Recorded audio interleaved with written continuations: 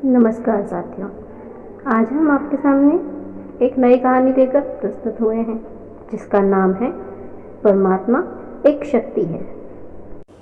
मनुष्य ने आज बहुत तरह की वैज्ञानिक शोध की है। उसमें जान लिया है कि यहाँ एक शक्ति है। शक्ति से यहाँ सभी क्रियाएं आरंभ होती हैं। शक्ति से ही सूर्य व चंद्रमा निकलते हैं, दिन होता है, रात होती है। उस शक्ति को परमात्मा कहा जाता है। उसी शक्ति का ही हम ध्यान करें तो हमें शांति व संतुष्टि मिलती है। उससे हम भी शक्ति प्राप्त कर सकते हैं।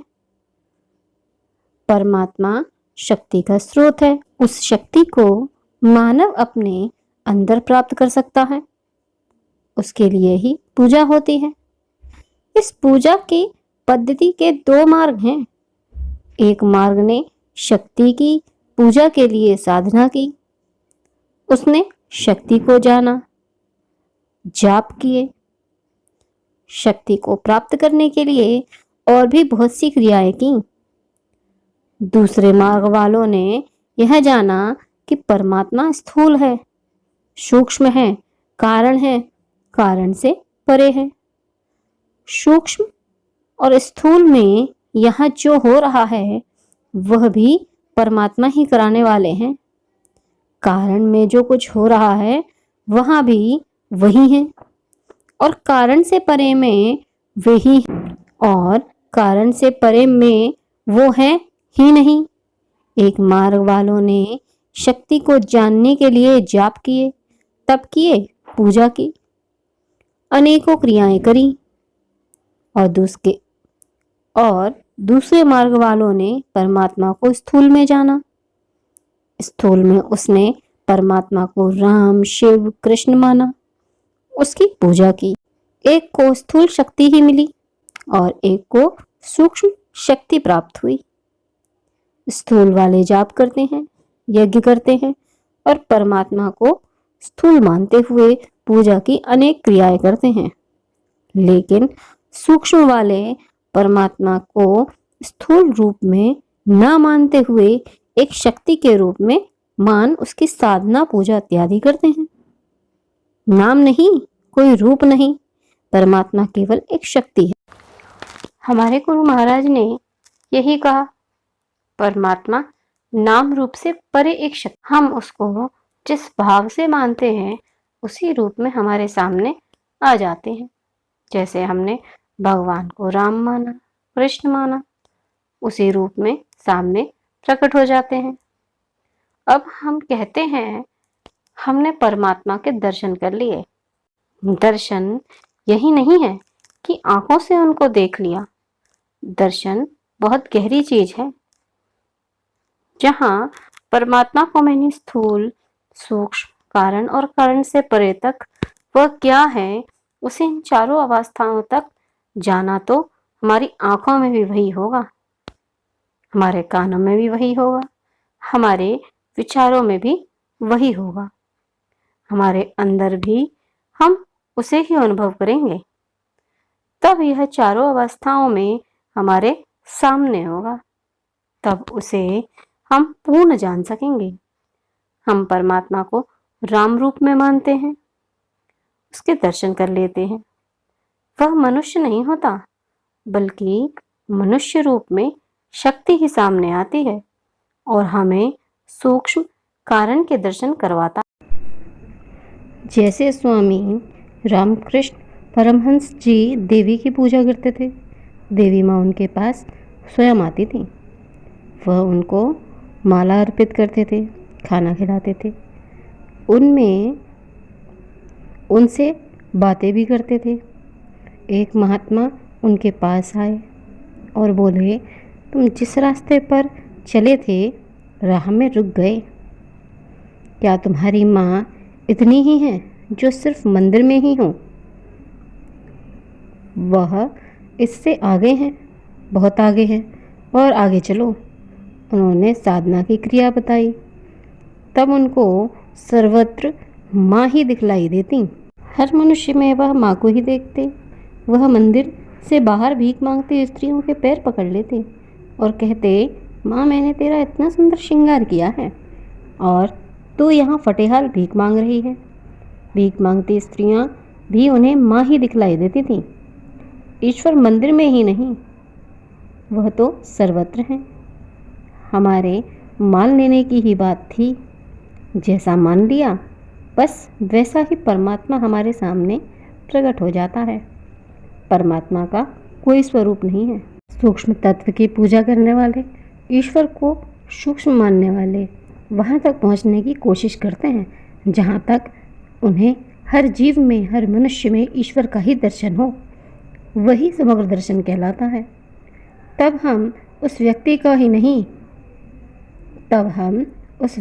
ही नहीं सभी का सम्मान करते हैं और करेंगे। मनुष्य तब उस स्थिति को प्राप्त कर लेता है। हर मनुष्य में ईश्वर का दर्शन करना ही दर्शन है। साधारण व्यक्ति का भी सम्मान करते करते ही मनुष्य ईश्वर बन जाता है। फिर कोई खास जगह नहीं होती कि ईश्वर केवल मंदिर में ही है।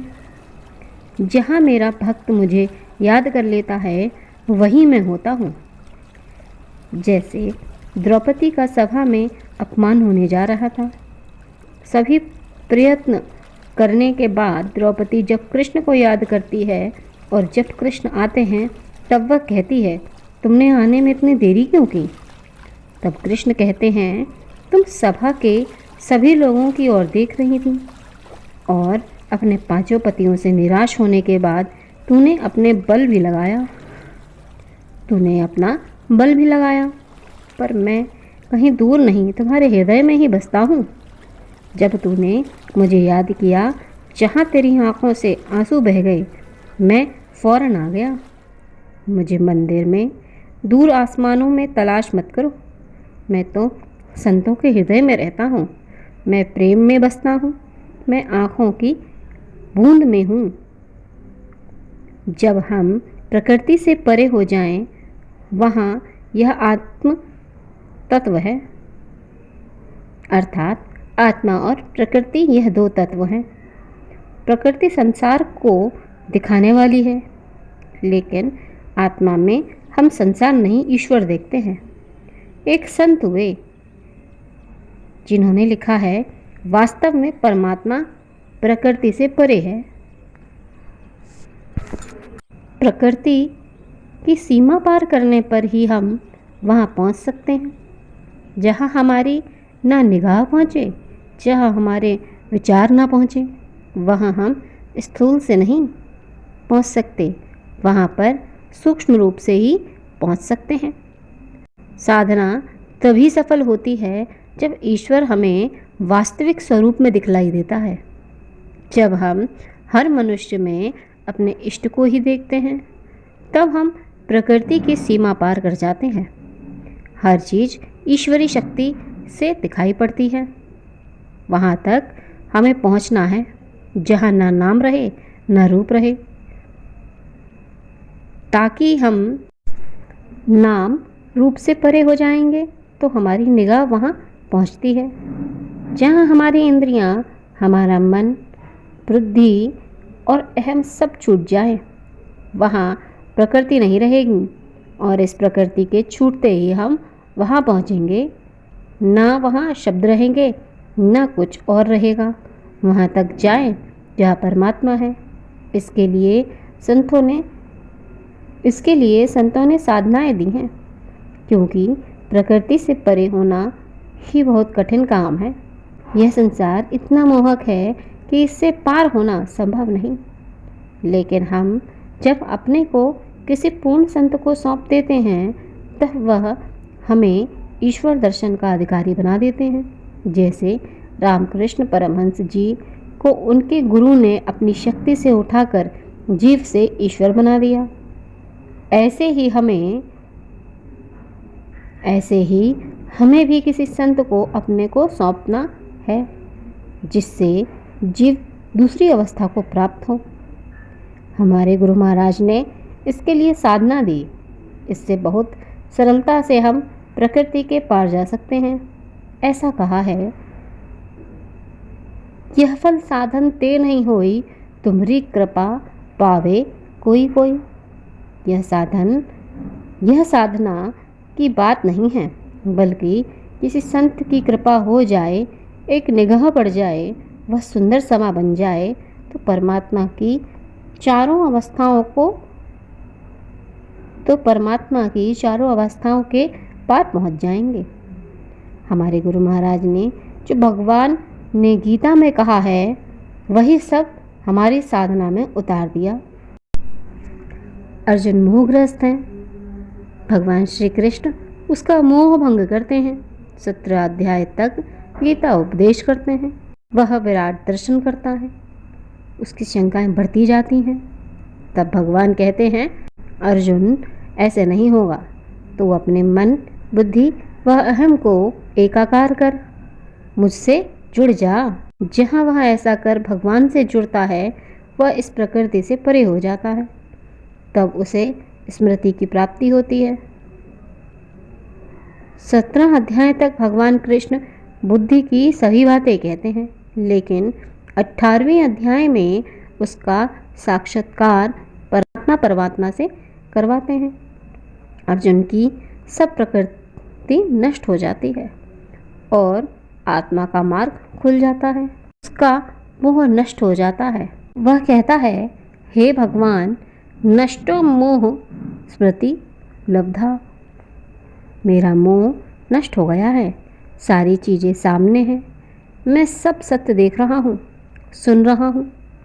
ऐसे ही हमारे सामने भी सत्य स्पष्ट हो जाए। यह ज्ञान संतों से ही मिलता है।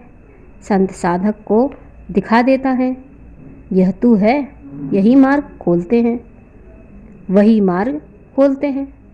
तब साधक जान लेता है, हाँ, यही मार्ग है जिस पर चलकर शांति, प्रेम और आनंद जीवन का रहस्य प्राप्त होगा।